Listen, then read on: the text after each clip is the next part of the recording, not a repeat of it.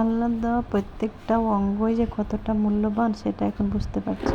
আসসালামু আলাইকুম, কেমন আছেন আপনারা সবাই? আশা করি যে যেখানে আছেন ভালো আছেন। আমিও মোটামুটি ভালো আছি। তো শীতের আগমন শুরু হয়ে গেছে, আর এই সময়টা অনেক ভালো লাগে, না ঠান্ডা না গরম, সব মিলে সুন্দর একটা আবহাওয়া। আর তাই তো আমি বাইরে এসে আবহাওয়াটা উপভোগ করছি।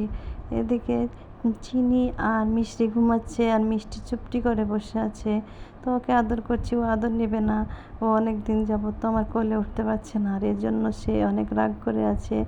তাই ও দেখছে কিন্তু কোলে আসছে না, আমার থেকে দূরে দূরে থাকার চেষ্টা করছে।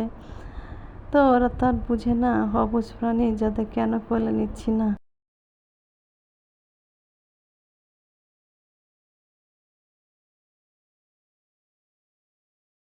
তো এদিকে বাইরে আসছি, আমার কিছু ছাগল আছে, সেগুলোকে বাইরে ছাড়া আছে। তো ওদের সাথে একটু সময় কাটাতে এসেছি, কারণ আমার নিজেরই সময় কাটছে না এই ভাঙা হাতে নিয়ে। তাই ওদের কাছে এসেছি। এটা হচ্ছে বাঘা।